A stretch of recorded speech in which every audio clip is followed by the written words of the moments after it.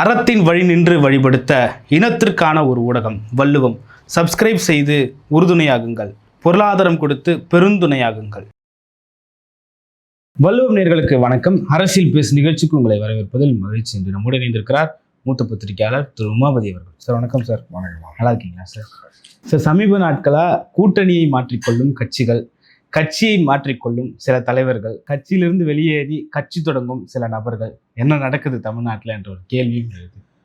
அதாவது ஒரே இருக்காங்கன்னா பிரான்ச்சு சில பேர் ஓப்பன் பண்ணுவான், சில பேர் வேற தொழிலுக்கு போவான். சட்டக்கடை, துணி கடை ஓடலைன்னா பிரியாணி கடை போடுவான், பிரியாணி கடை ஓடலைன்னா வேற ஏதாவது ஒரு வாட்சி கடை போடுவான். ட்ரை பண்ணுறது தான். சரியில்லை, இவ்வளோ நாள் இருந்துட்டோம், கடை வியாபாரம் சரியில்லை அப்படின்றதுனால வேற புதிய கடை போடுறாங்க அப்படின்ற மாதிரி. ஆனால் பழைய அரசியல் 2021 அப்போ தேர்தலுக்கு அப்புறம் புதிய ஒரு மாற்றத்தை கண்டுச்சு. ஆனால் புதுசாக அவங்க எதாவது ட்ரை பண்ணுவாங்க. ஓகே சார், இதில் கூட்டணியை மாற்றிக்கொள்ளும் கட்சிகள்ன்றப்போ கூட்டணிலாம் என்ன எழுதியாக கொடுத்துருக்காங்க? கூட்டணி இதுதான் இருக்கணும், இதுதான் இருக்கணும்னு யாரும் எழுதி கொடுத்துருக்காங்களா? இல்லை. கூட்டணி அப்படின்றது வந்து எழுதி கொடுத்து இதில் தான் இருப்பேன், வரைக்கும் நான் உங்களை விட்டு பிரிய மாட்டேன், இதை நான் கல்லானாலும் கலவன் புல்லானாலும் புருஷன்ற பாலிசியில் குடும்பத்திலே யாரும் இருக்கிறது இல்லை. இல்லை கூட்டணியில் யாரும் இருப்பா? எவன் கொடுக்குறானா கொடுக்குற ஏதாவது கொடுத்தானா போயிடுவாங்க. இப்போலாம் பழைய அரசியல்லாம் மாறிடுச்சு. ஸோ அதனால் பழைய கூட்டணி கணக்குகள்லாம் இப்போ கிடையாது. 2026 அப்புறம் தமிழ்நாட்டோட அரசியலினுடைய இதே வேறு. 2026 முன் 2026 பின்னு மாறிடுச்சு. அதனால் இனி கூட்டணி, தர்மம், நியாயம், நீதி, நேர்மை, நம்பகத்தன்மை இதெல்லாம் இருக்காது. அரசியல் இருக்காது. யார் எங்கே எது கொடுக்குறாங்களோ தமிழக அரசியலே மாறிடுச்சு, செட்டப்புக்கு வந்துடுச்சு. யார் ஏதாவது கொடுத்தாங்கன்னா அவங்க முன்னாடி போயிடுவாங்கன்றது தான் சார். ஆனால் வந்து மக்கள் அதை ஏற்றுக்கணும் அப்படின்ற மாதிரி இருக்குது. அது மட்டும் இல்லாமல் தேர்தலுக்கு முன்னாடி கூட்டணின்னா அது வந்து ஒரு நியாயமான கூட்டணியாக இருக்கும். தேர்தலுக்கு பிறகு கூட்டணின்னா அந்த கூட்டணிக்கு பேரே வேற மாதிரி வைக்கிறாங்க. துரோகம் அப்படின்ற வார்த்தை தமிழ்நாட்டில் இப்போ ரொம்ப பேசுகிறதா மாறிடுச்சு. அதை எப்படி பார்க்கலாம்? இல்லை, துரோகம்னு சொல்ல முடியாது. இப்போ வந்து காலங்களே மாறி போச்சு. இப்போ பார்த்தீங்க அப்படின்னா உச்சநீதிமன்றம் சொல்லுது, இப்போ ஒரு மனைவி வந்து இன்னொருத்தனோட உரையை வச்சிருக்கான்றதுக்காக அவளை வந்து ஒரு தீய சக்தியாவோ இதாவோ சொல்ல முடியாதுங்களா ஒரு தீர்ப்பு சொல்லியிருக்காங்க. ஸோ இந்த உலகமே அப்படி போயிட்டு இருக்கும்போது மனைவியே இப்படி இருக்குது. காதலியே வந்து திருமணத்துக்கு முன்பு பலரோட உறவு வச்சுன்னா அப்போ அந்த பெண்ணை வந்து கெட்ட பெண்ணுன்னு சொல்லக்கூடாது, அப்படிலாம் நீங்கள் சொல்லக்கூடாதுன்றாங்க. அப்படிங்கும்போது அப்போ அரசியல் எது என்ன? அரசியல் இதெல்லாம் சாதாரண சகஜமப்பான்ற மாதிரி தான். தனிப்பட்ட வாழ்க்கையிலே இப்படிப்பட்ட தீர்ப்புகளை உச்சநீதிமன்றம் வழங்கிட்டு இருக்கும்போது கட்சியில் இவன் இருந்தான்னா இல்லைன்னா எங்கேயாவது போக வேண்டியதான். எவன் காசு கொடுக்குறானோ அவன்கிட்ட போக வேண்டியதான், எவன் பதவி கொடுக்குறானோ அவன்கிட்ட போக வேண்டியது. இதில் என்ன நியாயம் தருவோம்? அதெல்லாம் முடிஞ்சு போச்சு. 2026 முன்னாடியே முடிஞ்சு போச்சு. 2026 அப்புறம்ன்றது வேற ஒரு சார். அது வந்து ஒரு வாழ்க்கை முற்போக்கு அப்படின்னு எடுத்துக்கலாம் சார் உச்சநீதிமன்ற தீர்ப்பை. இப்போ இது வந்து அரசியல் முற்போக்குன்னு எப்படி எடுத்துக்கீங்க? இல்லை, முற்போக்குன்னு சில பேசுகிறவங்க அதை ஆதரிக்கிறாங்க சார். இல்லை, அதை தான் ஆதரிப்பாங்க. அப்படின்னா அவங்களுடைய வாழ்க்கை எப்படி இருக்குன்னு பார்க்கணும். அதாவது கணவன் மனைவி இருக்காங்க. இப்போ கணவர் வேலைக்கு போயிட்டாரு, மனைவி இப்போ போகும்போது சரிங்க நான் இந்த பக்கத்து வீட்டுக்காரோட வெளில போயிட்டு வந்துடுறேன் அப்படின்னா தப்பு கிடையாது. அரசு சட்டப்படி அதை முற்போக்கில் இருக்கவன் ஒத்துப்பானா? அவன் மகளை கூப்பிட்டு போனா, இல்லை அவன் மகனை போய் ஆளாக கூப்பிட்டு போயிட்டானே விட்டுருவாங்க. ஸோ அந்த மாதிரி தான் எது முற்போக்கு எதுன்றதை வந்து அவங்க முடிவு பண்ண முடியாது. சமூகத்துக்கு அவன் வாழ்க்கையில் வேணால் முடிவு பண்ணிக்கலாம். என் குடும்பத்தில் இப்படி தான் இருப்பேன். இப்போதான் என் வீட்டுக்காரர் ஆஃபீஸ் போனார்னா யாருடைய சாயந்தரம் வருவார், லேட் ஆகிடுச்சுன்னா இங்கேயே அந்த அம்மா தங்கிடுவாங்க அப்படின்றது அவங்க குடும்பத்துக்கு ஓகேவாக இருக்கலாம்.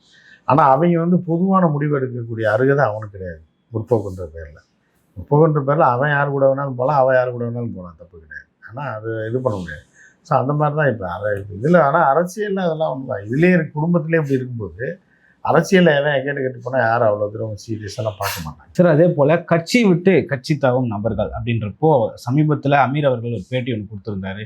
இது வரைக்கும் தமிழ்நாட்டில் நடக்கல. தேர்தலில் ஜெயிச்சு 1 வாரத்தில் 2 வாரத்தில் ராஜினாமா செஞ்சுட்டு இன்னொரு கட்சிக்கு மாறின வரலாறு இது வரைக்கும் இல்லை. யார் இவங்கெல்லாம் அப்படின்ற ஒரு கேள்வியும் கேட்டிருந்தாரு. ஒரு பெரிய பேசுபொருள் மக்கள் மத்தியில் இல்லை. யார் இவங்கெல்லாம் அப்படின்னா இப்போ அமீர் கேட்குறாரு, ஒரு கேட்டிருக்காரு. அவங்க ஓட்டு போட்டேன், எதுக்கு நீங்கள் ஓட்டு போட்டீங்க? ஓட்டு போடுறது ஜனநாயகத்தில் இருக்குது, அதே மாதிரி ரிசைன் பண்ணுறது ஜனநாயகத்தில் இருக்குல்ல, பண்ணக்கூடாதுன்னு இருக்கா இல்லையா சார்? அதுக்கு ஒரு 6 நாள் 7 நாள் இருக்கட்டும். பண்ணக்கூடாதுன்னு சட்டத்தில் இல்லை. சட்டப்படி அவங்க நடக்கிறாங்க. சட்டப்படி, தர்மப்படி, நியாயப்படி என்ன சொல்லுதோ இந்திய அரசியல் சட்டத்தில் அவங்க தப்பாக ஒன்றும் பண்ணலையே. தார்மீக படின்ற ஒன்று இருக்கே சார். தார்மீக பணின்னு இல்லை. அவங்க வந்து கட்சி மாறி போய் சேர்ந்துட்டாங்கன்னா தான் வந்து எம்எல்ஏ பதவியோடு சேர்ந்துட்டாங்கன்னா தான் புரியுதா பிரச்சனை. ஆனால் வந்து கட்சியில் சேரல, அவங்க ரிசைன் பண்ணிட்டு தானே போகிறோம். இப்போ ஒரு புருஷன் இருக்கான், தனிப்பட்ட முறையில் ஒருத்தர் இருக்கான். அவன் பொண்டாட்டி நகையோடு போய் இன்னொருத்தியோட ஓடி போயிட்டான்னா தப்பு. எல்லாத்தையும் விட்டுட்டு உன் பொருள் உனக்கு எல்லாம் விட்டுட்டு என்னை தனியாக விட்டுரு அப்படின்னு சொல்லிட்டு ஒருத்தர் போனான்னா அது வந்து தப்பு இல்லைன்னு சட்டத்தில் சொல்லுது, நம்ம சொல்லலை. அதே மாதிரி தான் அவங்க வந்து கட்சி மாறி போனாங்கன்னா ஆட்டோமேட்டிக்காக அவங்க பதவி போயிடும். அவங்க பதவியே வேணாம், ஒன்றும் வேணாம், அவன் கட்சியை வேணாம், அவன் பதவி வேணாம் அப்படின்னு சொல்லி போயிடுறாங்க. போகும்போது அவர்களுக்கு அந்த சட்டத்தில் உரிமை இருக்குல்ல, பாதுகாப்பு. ஓகே சார், அப்போ கட்சியிலேருந்தே 21 பேர் ஆதரவு தெரிவித்தவங்க. ஆமாம், அதுவும் இருக்குது. அதை தான் சொல்கிறேன், வெளியிலேருந்து ஆதரவு அப்படின்ற மாதிரி. புருஷன் இருக்கும்போது எனக்கு அவர் தான் பிடிக்கும் அப்படின்னு சொல்கிற ஆட்கள் இருக்கும்போது அந்த மாதிரி தான் இது அந்த கலாச்சாரம் வந்துடுச்சு. அதனால இப்போ இவங்களும் இதில் இருக்காங்க, அவங்கள பிடிக்குது, அவர் விஜய் பிடிக்குது, அவரோட ஆட்சிக்கு ஆதரவு தெரிவிச்சிருக்காங்க. அதுக்கு என்ன இருக்குது தப்பு இருக்குது? இதில் என்ன தப்பு இருக்குது சார்? கட்சியிலேருந்தே வெளியேறி கட்சி தொடங்கிய அண்ணாமலை மாற்று அரசியலுக்கான தேடல். ஆமாம், அவரும் இப்போ அவருக்கு பிடிக்கல, வெளில வந்துட்டார். வெளியில் வந்துட்டு நான் இது பண்ணுறேன்ற சப்போர்ட் பண்ணுறேன் அப்படின்ற மாதிரி வெளியில் வந்துட்டு நான் தனியாக ஒரு இதை ரெடி பண்ணிட்டு பண்ணுறேன்ற மாதிரியான ஒரு முடிவுக்கு அவர் வந்திருக்காரு. ஸோ அவர் கட்சி விட்டு அவர் என்ன பதவியில் இருந்தார், எதுலேயுமே இல்லை, அதான் அவரோட முழு சுதந்திரம். தேசிய செயற்குழு உறுப்பினராக இருந்தார் சார். அதான் ரிசைன் பண்ணிட்டு வர்றாரு, அவ்வளோதான். அது செயற்குழு உறுப்பினர் 100 கணக்கில் இருப்பாங்க. அதில் ஒரு ஆள், கூட்டத்தில் ஒரு ஆள் தான். வெளியில் வந்தாலும் வரலைனாலும் நான் பாரதிய ஜனதா கட்சி ஆள போதா, அதெல்லாம் ஒன்றும் கிடையாது. இருங்க, நான் போய் பார்த்துட்டு நான் வந்து சேர்ந்துக்கிறேன்ற மாதிரி. இப்போ ஊர் திண்டுக்கல் ஏதாவது திருவிழாவுக்கு போவாங்க, இல்லைன்னா வந்து தீபாவளி அன்னைக்கு போவாங்க.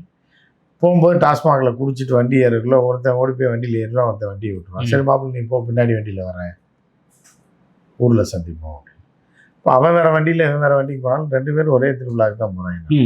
அங்கே போனால் 2 பேரும் திருப்பி அங்கே போய் குடிச்சு ஆட போகிறாங்க. அந்த கேப்பில் 2 பேரும் பிரிஞ்சிருப்பாங்க. திருவிழா வந்தோடனே ஒன்று சேர்ந்துருவாங்க. ஸோ அந்த மாதிரி தான் அண்ணாமலையும் வந்து வெளியே வந்துட்டு சார். ஆனால் ஒரு க்ளீன் பாலிடிக்ஸ் அப்துல் கலாமோட இது அதான் இந்த வேறு பஸ்ஸில் ஏறி வருவார். அவன் வேறு பஸ்ஸில் போயிடுறான், இவர் வேறு பஸ்ஸில் போயிடுறாரு. ஆனால் இறங்குற இடம் ஒன்றா தான் இருக்கு. சார், ஆரம்பித்த ஒரே நாளில் 15 லட்சம் பேர் அணைஞ்சிட்டாங்க. ஒரு மாற்று அரசியலுக்கான தேடல் இன்னமும் இருக்கா தமிழ்நாட்டில்? மாற்று அரசியல் தேடல. சேர்ந்தவன் பூரா உத்தரப்பிரதேஷ்காரன், பீகார்காரன். ஒரு இதுக்கு வந்து ஒரு கிளிக்கு ₹1, 15 லட்ச ரூபா. உண்மையாவா சார்? ஆமாம், ஒரு கிளிக் பண்ணிங்கன்னா இமெயில் ஆரம்பித்து கிளிக் பண்ணிங்கன்னா ₹10 கொடுக்குறாங்க. 10 இமெயில் ஆரம்பிச்சிங்கன்னா ₹100 ஆச்சுல்ல. 15 லட்சத்துக்கு எவ்வளோ ஆச்சு? 10 2.5 கோடி ரூபா, 2.5 கோடி ரூபா கொடுத்தாங்கன்னா பாட்டு இங்கே லோக்கலில் ஒரு 4 பேர், ஒரு 2-3 லட்சம் பேர் சேர்ந்துருப்பான். பைத்தியங்கள் நிறையா இருக்குது. ஏன்னா 5.5 கோடி பேரில் ஒரு 2 லட்சம் பைத்தியம் கூட இருக்காது. ஏற்கனவே ஒரு 1.5 கோடி பைத்தியம் வேறு இதில் போட்டு அந்த மாதிரி பைத்தியங்களில் கொஞ்சம் வடிகட்டின மீதி இருக்கும்ல, அது வந்து இப்போ அண்ணாமலைக்கு போகும். அது போக யூபியில் காசை கொடுத்தோன்னே அண்ணாமலை ஜிதாபாத் ஃபியூச்சர் சிஎம் பிஎம்னு போடுவாங்க. அவனுக்கு ₹10. அவன் வீட்டில் உட்காந்துக்கு சும்மா ஒரு தானே டெய்லி ஒரு லைக்கை போட்டு ₹10 ₹20 வாங்கிட்டு அதெல்லாம் காசு வந்து அங்கேருந்து கொடுத்துருவாங்க, டெல்லியிலேருந்து. அது கொஞ்சம் பில்டப் கொடுப்பாங்க சார். ஆனால் எல்லாருக்கும், என்னோட இயக்கத்தில் சேர்ந்த எல்லாருக்கும் ரொம்ப நன்றி அப்படின்னு சொல்லிட்டு வீடியோலாம் போட்டு அப்படின்னா அப்போ ஏன்டா சேர்ந்தீங்கன்னா போடுவார். கூப்பிட்றாரு, சேர்ந்தா நன்றின்னு தானே போடுவாங்க. நான் கூப்பிட்டா அவன் சேர்ந்துருவீங்களாடா, ஏன்டா அவன் சேர்றீங்க? விரைவில் கட்சி ஆரம்பிக்க போகிறாரு சார். இது இப்போ இதே கட்சி தானே, இதே இயக்கம்ன்ற பேர் தான். அப்புறம் கட்சி ஆரம்பிப்பார், அதுக்கு பயிற்சி கொடுப்பாரு. பயிற்சி கொடுத்து எல்லாத்தையும் பயிற்சியில் இறக்கி விட்டு அதுக்கப்புறம் விஜய் எதிர்த்து யாரை எதிர்த்து பேசணும் இந்த டெல்லியில் சொல்கிறாங்களோ அவங்கள எதிர்த்து அரசியல். சார், ஆனால் ஒரு வினோதம் என்னென்னா, பயிற்சி பெற்று அதில் வந்து பாஸ் பண்ணாதான் தேர்தலில் நிற்கிறதுக்கான வாய்ப்பு. ஆமாம், இவர் எழுதிட்டார். அப்போ இவர் எங்கே போய் பரிசு எழுதினாரு? இவருக்கு என்ன அரசியல் தெரியும்? சார், யூபிஎஸ்சியே பாஸ் பண்ணி யூபிஎஸ்சிக்கும் அரசியலுக்கு என்ன சம்பந்தம் இருக்குது? ஆனால் இவர் வந்து அரசியல்வாதிகளாம் இல்லாடி பதவியே இல்லாமல் 2000 கோடி சம்பாரிச்சிருக்காங்க போது சாதாரண அரசியல்வாதிகள், அறிவற்றவர்கள் போய் கண்ட இடத்துல லஞ்சம் வாங்கி, வேலைக்கெல்லாம் லஞ்சம் வாங்கி ஆள மாட்டேன். ஆனால் அது எதுவுமே இல்லாமல் யாரையும் பொதுமக்களை டிஸ்டர்ப் பண்ணாமல் கல்குவாரி, கடத்தல்காரன், தங்க கடத்தல்காரன், கஸ்டம்ஸு இவங்கள மாற்றி அடிச்சா இருப்பாங்க. அதுதான் நம்மளோட தனிப்பட்ட திறமை. அது யாரையும் பாதிக்க போகிறதில்லை. அப்படி பண்ணிடலாம். கும்பல் வந்து கோடி கோடியாக இப்போ 1000 கோடி, 5000, 50,000 கோடி, 1 லட்சம் கோடின்னு அடிக்குது. இவர் அது கூட அதுவும் யாரையும் பிஸ்னஸில் தான் பாதிக்கும். அதே மாதிரி பாணி தான் இருக்குது. பொதுமக்களை பாதிக்கிற மாதிரி அண்ணாமலை எதுவுமே செய்ய மாட்டாப்புல. பெண்களுக்கு பாதுகாப்பு, ஆண்களுக்கு பாதுகாப்பு, பொதுமக்கள் பாதுகாப்பு, அவங்க காசை தொடவே மாட்டாப்புல. அதில் பாராட்டலாம். எல்லாமே மெயினாக வந்து கடத்தல்காரன், இது கஸ்டம்ஸில் ஆளை மாற்றுறது, இன்கம் டேக்ஸ் வச்சு மிரட்டுறது, இடியை வச்சு மிரட்டி காசு கொடுக்குறது, எல்லாம் பணக்காரன்ட்ட தான் போடுவாங்க. சுருக்கமாக சொன்னால் எனக்கு வந்து அண்ணாமலை வந்து ஒரு சேகுவாரா மாதிரி தான் தோணும். பணக்காரங்கிட்ட பிடுங்கி ஏழைகள்கிட்ட கொடுக்கக்கூடிய ஒரு தலைவனாக தான் நான் பார்க்குறேன். சார், மதசார்பற்ற மாற்று அரசியல் அதுதான் அவருடைய சிந்தனை, செயல்பாடு எல்லாமே வேற. அதை கூட நம்ம ஆதரிக்கலாம். ஏன்னா சராசரி மனிதனை கொள்ளையடிக்கிறது இல்லைல்ல. முன்னாள் அமைச்சர்கள் இடியை விட்ட பிடிச்சி கொடுத்துருவேன் அப்படி இப்படின்னு சொல்லி அடிக்கிறது இருக்கு இல்லையா, சிவாஜி படத்துல வர மாதிரி அந்த மாதிரி பண்ணிட்டு போகிறது பொதுமக்களை பாதிக்காதனால பொதுமக்கள் ரொம்ப விரும்புகிறாங்க. நல்ல தலைவர் வரட்டும்ன்றத விரும்புகிறாங்க. ஆனால் அட்மினிஸ்ட்ரேஷன் வரும்போது என்ன நடக்குன்றது தான் தெரியல. ஸோ அதுக்காக தான் ஒரு இது பண்ணுறாங்க. விஜய் இருக்கிறதுக்கு ஒரு இது ரெடி பண்ணுறாங்க. விஜய் விசஸ் அண்ணாமலை அப்படி கொண்டு போகணும் பாருங்க. டிஎம்கே விட்டுருங்க, விஜய் விசஸ் அண்ணாமலை கொண்டு போய் என்ன பண்ணணும் பாருங்க பண்ணுறாங்க. அது எதில் போய் முடியுது நம்ம வெயிட் பண்ணி தான் பார்க்கணும். சார், இந்திய அளவில் ஒரு காக்ரோச் லீடர் மாதிரி தமிழ்நாட்டில் ஒரு லீடராக அண்ணாமலை உருவாகிறார் சார். அண்ணாமலை ஒரு காக்ரோச்னு நீங்கள் சொல்கிறது நான் கண்டிக்கத்தக்கது சார். அப்படி சொல்ல சார், அந்த லீடர் மாதிரி சொல்லுங்கள். அதான் அதே மாதிரி இப்போ கரப்பாம்பூச்சி மாதிரியே இவர் இருக்கார் அப்படின்னா இவரும் கரப்பாம்பூச்சின்னு தானே அர்த்தம். நீங்கள் எப்படி சொன்னாலும் அதுதானே அர்த்தம். பெருச்சாளி மாதிரி இருக்காருன்னு ஒருத்தர் சொல்கிறீங்க, அப்போ இப்போ இவரும் பெருச்சாலின்னு தானே அர்த்தம். அதே மாதிரி இருந்தால் அப்போ அப்படி நம்ம சொல்ல முடியாது. காங்கிரஸ் ஜனதா பார்ட்டி மாதிரியான ஒரு அமைப்பை உருவாக்குறதுக்கு ஒரு ரெடி பண்ணுறாருன்னு சொல்லுவாங்க. அந்த மாதிரி வேணால் சொல்லலாம். பட் அவரோட அமைப்பு என்ன செய்யுதுன்னு நம்ம பொறுத்திருந்து தான் பார்க்கணும். ஓகே சார், நேற்றைய தினத்தில் இந்தியா கூட்டணியோட அந்த தலைவர்கள் கூட்டம் நடந்தது. அந்த கூட்டம் முடிச்சுட்டு வந்ததுக்கு அப்புறமா திருமாவளவன் அவர்கள் பேசியிருந்தாரு. காங்கிரஸ் தான் எல்லாத்துக்கும் காரணம், அங்கே திரிணாமுல் காங்கிரஸோட வீக்னஸ்க்கும் இங்கே திமுகவோட வீக்னஸ்க்கும் ஆம் ஆத்மியோட வீக்னஸ்க்கும் காங்கிரஸ் தான் காரணம்னு சொல்லிட்டு காங்கிரஸ் மேலே ஒரு பழியை போட்டிருந்தாரு. எப்படி பார்க்கலாம் இது? அது உண்மைதான் சொல்லுங்கள். காங்கிரஸ்னால தான் பீகாரில் பிஜேபி ஜெயிச்சா. அதே மாதிரி இங்கேயும் திரிணாமுல் கூட கொஞ்சம் காரணம், பெருசாக கிடையாது. திமுக காலம் வரைக்கிட்டு இந்த முண்டமொழிக்கே நின்று ஜெயிச்சுட்டு போயிட்டாங்கல்ல. ஸோ அந்த மாதிரி அது ஒரு அரசியல் திருட்டு கும்பல்.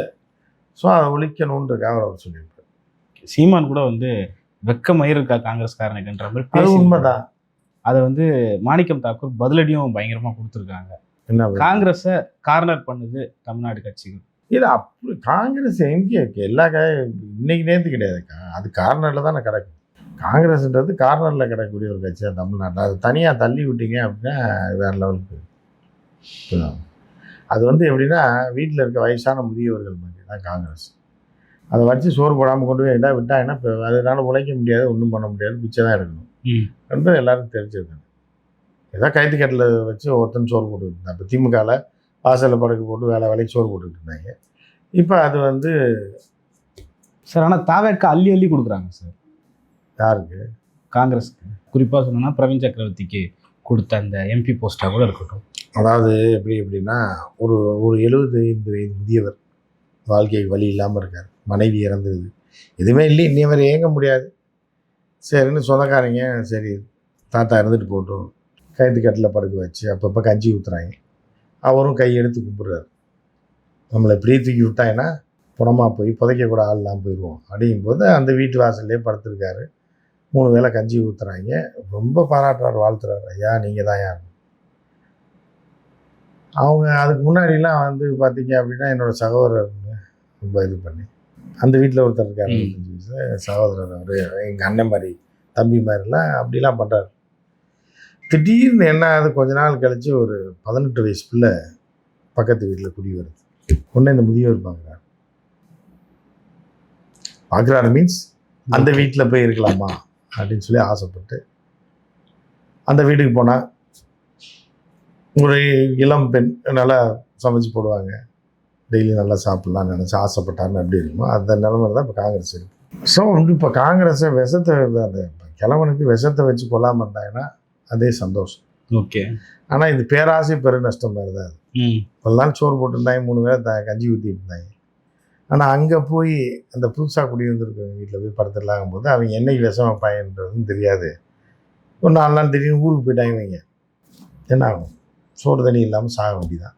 இதுதான் காங்கிரஸோட நிலைமை. காங்கிரஸ் இந்தியாவில் முடிஞ்சு போச்சு, தமிழ்நாட்டிலே முடிஞ்சு போச்சு. அது இருந்தாலும் இந்த மாதிரி பளபளப்பான இடங்களில் ஒட்டிக்கிட்டு படுத்திருக்கின்ற மாதிரி தான் சொல்லுவாங்க. ஓகே சார், முன்னாள் முதல்வர் ஸ்டாலின் அவர்கள் சொல்லியிருக்காரு இந்த ஆட்சி 3 மாதம் கூட தாங்காது அப்படின்னு சொல்லுவாங்க. 3 மாதம் தாங்குமா தாவேக்கா ஆட்சி அப்படின்ற ஒரு கேள்வி இருக்குது.